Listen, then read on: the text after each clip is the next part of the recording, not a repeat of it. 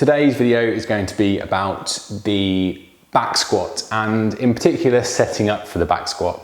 It is potentially quite an intimidating exercise to do just because you can, if you want to, lift quite a lot of weight with this movement. And if you've never done it before, then there are a couple of things that you might want to take into account in order to improve and get your setup right from the start of your squatting career.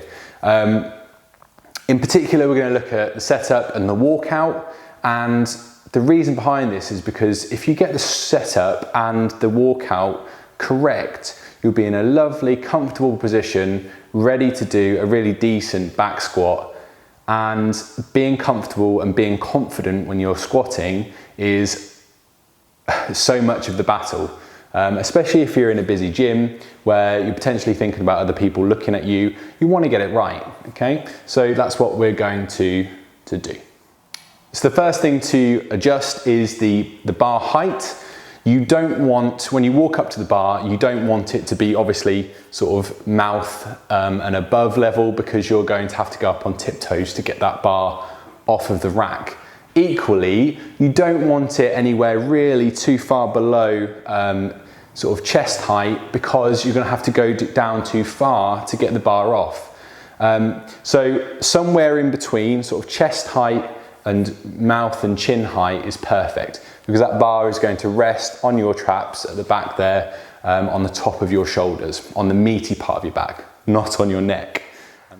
So when you first approach the bar, what you want to do is hands on first, okay? This rough part here, and mine doesn't have it in the middle, but some bars do have it in the middle, is called the knurling, okay? And it just helps you to get a grip when you're deadlifting, and it helps when you're squatting a little bit as well, okay? I like to have my thumbs in the same position every single time, because I know that if I've got my thumbs on the edge of this knurling here, then it's comfortable, it's a comfortable grip width for me. If you're a bit broader, then you might want to go a bit wider with your hands. It's up to you, it's personal preference. I know some people who squat with because they've got the mobility to do so, they squat with their hands really, really close to their shoulders. It's up to you, but I like sort of a mid-length, mid-width grip. Hands on first. There is no point in coming under the bar here and then trying to find the right place for your hands. You're just gonna make it more complicated for yourself, and again, this is about comfort, this is about routine. If you do the same thing every time you do this, you're gonna build up a habit, and you're going to be comfortable every single time you get under that bar and you're ready to squat. Whether it's a PB attempt or whether you're just doing 3 sets of 10. So hands on the bar, then get underneath the bar and make sure. See, again, automatically, I'm under for where I need to be. I need to tell you about that first. So there is no point in being all the way back here, so you're leaning into the bar, and you can see a side shot of me now doing it. There's no point in being back here. You need to be feet under the bar and toes pointing straight, making sure that your midfoot is directly underneath that bar.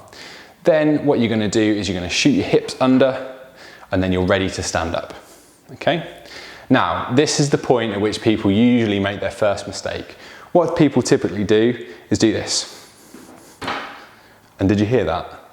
I've hit the barbell onto the side of the rack, and that's a bit of a no-no to start with, because it's immediately put you off balance. Now, I'm all right at the moment because I've got an empty bar, but if you add 20 kilos on each side, if we're at 60 kilos, then potentially that is going to be really off-putting, and I'd suggest that if you do it, you put the bar down and start again, okay?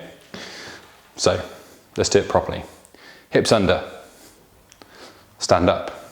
Now from here, we're going to do a 3-step walkout, okay? So it's going to be 1 step back, 1 step to the back and side, and then you can change that foot. You can move that foot again on this side and just get into a nice comfy stance. Again, one that you're comfortable with. It shouldn't be too wide, so you're like a real power lifter. You shouldn't be doing pin squats here. So I want you to get into a nice comfy position, and then just have a quick look down or look in the mirror in front of you, and you can get your toes in a roughly symmetrical position. All right? Then when you're ready, deep breath in. Okay? And when you're ready, re-rack. Okay? So it's pretty simple. When you've got the barbell on your back, it's a 3-step walkout. And believe me, if you practice this enough, if you do it as many times as you do, if you're looking at putting squats in your program, once you get going and do a few sets on this, it will start to become habit, okay? So the 3-step walkout, bar on your back, 1 step back, 1 to the side,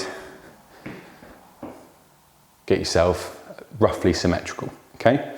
What that does is it stops you from turning and twisting the bar.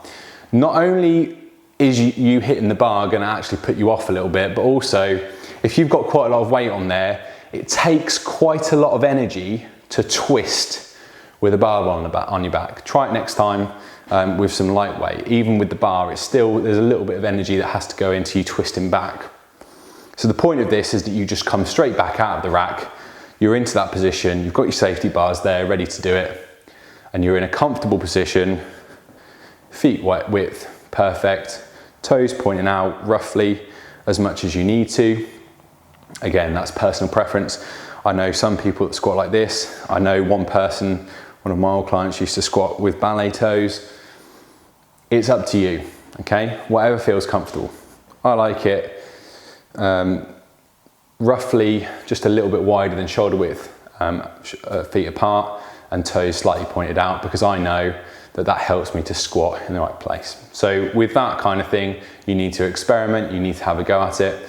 But certainly with the walkout, 3-step walkout works every single time, and it's well worth a go.